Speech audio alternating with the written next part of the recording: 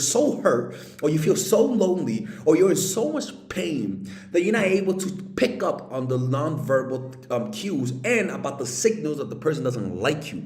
Sometimes you like them so much, and your well-being depends on them liking you back, that you don't give a fuck how the person feels. You just think that as long as I take action, there's hope for me. Okay, so let's talk about what those are. The first one is texting inconsistency. Okay. And calling inconsistencies. Every single time, and I swear to God, okay, I swear to God, every single time that a woman didn't like me and I learned about it later on, every single time this was there. Every single time. And what do I mean by texting inconsistencies? I mean they take 8 to 10 hours to respond consistently, right? Sometimes they respond fast, but for the most part, they take 8 or 10 hours to respond. And when they do respond, they respond enthusiastically and stuff like that. But sometimes they respond coldly. Look, man, look. And what's funny about that is that kind of behavior creates consistency in us. Inconsistent behavior causes the other person to become consistent. Why? Because it makes you emotional. Inconsistent behavior is about lack of emotion. Emotions create consistencies. So when somebody doesn't like you, they'll flake on you because they'll just look at the circumstance and be like, well, I don't know, I don't feel too good today. I don't know about that. But when you like somebody and you're emotional, even if you got Ebola, you're gonna go after them. Even you tell a guy you got Ebola, he'll still fuck you. Tell a guy you got the Black Death, he'll still fuck you. That's the kind of predictability that I'm talking about. But if the guy doesn't like you and he's thinking rationally, you tell that motherfucker you got Ebola, that guy's gonna be running for the hills. It's just that simple. He's gonna use his rational. All of a sudden, he realizes that, oh, I gotta break up with you, baby, because you're far away, and we're on two different sides of the country, and I got a job and I got a kid, and that's why I can't be with you, bitch. That just means he stopped feeling emotional towards you, and now he's starting to really think rationally. Love is not a rational thing. Anytime you see a guy thinking rationally about you, that guy doesn't feel emotions. Second thing. So that's the thing. So when a guy is acting like this, I would just recommend you just start pulling away. And I know the sensation is like, but he texts me happy. It must be because of work, and you feel that desire to keep texting him to prove that he likes you. Listen to me, boo-boo. You have to bite the bullet, because if you don't learn your lesson now, you're going to learn it the hard way. It's plain and simple, okay? Next one. One second. Something bad's going to happen right now. 1 second. Sorry about this, ladies. Sorry about this. There you go. All right. Okay. All right. Okay. So, the next one. Hey, ladies, I just want to say hi. Tyrone is feeling good today. Oh, man, I had a great training session. Clients have been good. Anyways, I got to go. Oh, what a nice guy. All right, next guy. Next guy. Emotional inconsistencies. This means that one day he's happy with you. The next day he's cold. So I remember I was going out with a girl. It was an escort. Father Alex doesn't discriminate. I don't judge people, man. Maybe you said something about me. I was going out with this girl, and she'll be emotionally inconsistent with me. One day she would be like super happy to see me, and the next day she needs to leave early. Listen to me, man. You did not do nothing wrong. The only thing wrong you did is tolerate that. You have to leave those types of people. You got to leave them. Inconsistent people that are emotionally not there and there, it's like a father who's not there. It's like a parent who's not really there. They will fuck you up. They will literally rewire your brain. Okay? If you're dating that type of person, you know how that feels, because you feel a roller coaster of emotion. Don't tolerate that. Because ladies, you gotta have to understand, man, is that it's not just about the moment.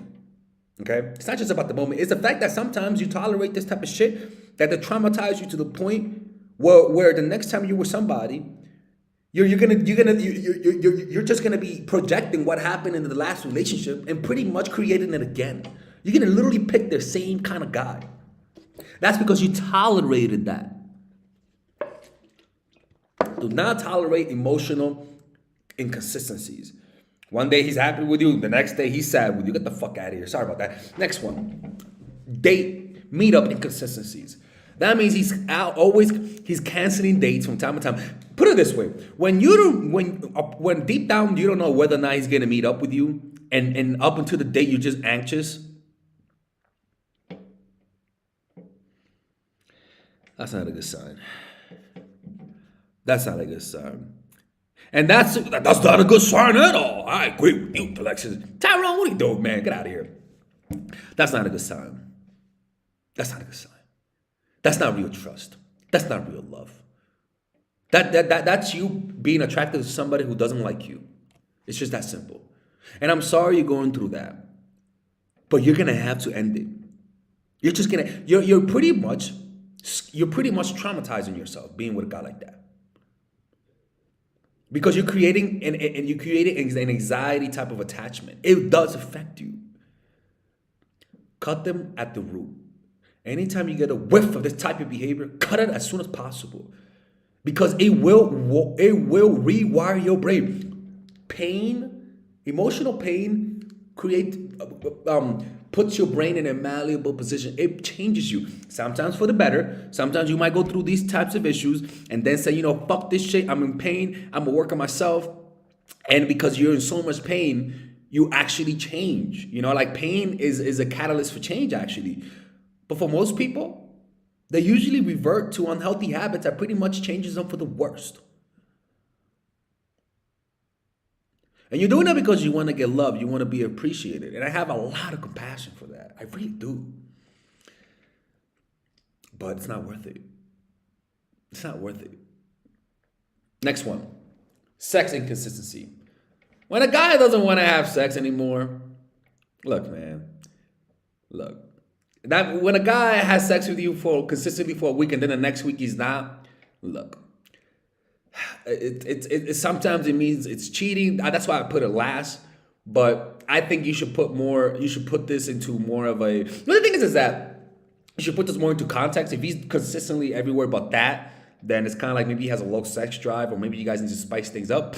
But if you have all of this and then you have the inconsistent sex, then that's actually the last nail on the coffin, okay? But it's not the primary one. That's why I pretty much left it last, okay?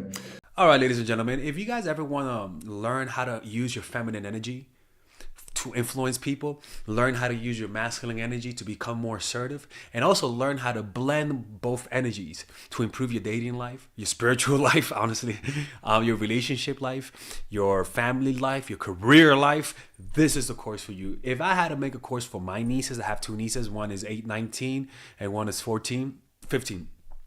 16. Holy shit.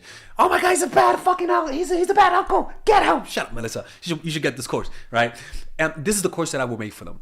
So, for example, watch the curriculum, right? In the first week, we're going to be showing you how to establish a strong masculine foundation without letting it hurt your feminine energy. This masculine foundation is a source of who you are, right? It's your bodyguard. Without this, whatever feminine energy you create will be destroyed by the outside, because your masculine is your shield. So we'll talk about goal setting. We'll talk about how to develop a serious attitude. We're going to be talking about how to use more logic, how to use more goal-oriented behavior. It's more how to be a man. Now the next one is how to embrace the feminine energy, right?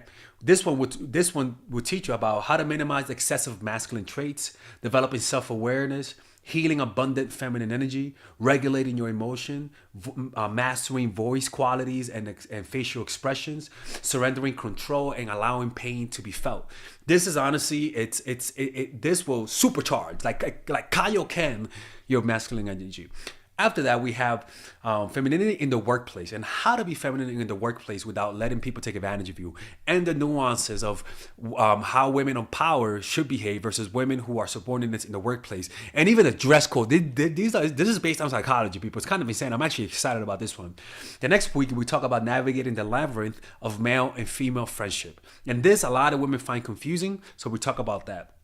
and how to identify envious friends, how to identify the good friends, how to keep male friends, and how to keep female friends. Week 5, we talk about how to release the burden of the past and stop and destroy mental projections. This is actually really powerful. And then week 6, we talk about how to increase your observational power so that you could read people better.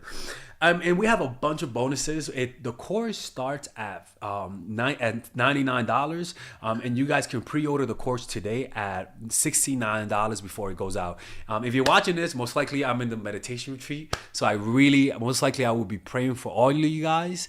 And just click on the description down below of the video. Right there, you'll see it, and you could pre-order that course. It's gonna be out by the end of next month or the beginning of February of March. One of the two, people, because I have a 10-day retreat to do, and I want to finish the course after the retreat, because I think the ideas are gonna be so much better. All right, man. I'll see you guys later. Pre-order, man. Oh, I'm closing the channel.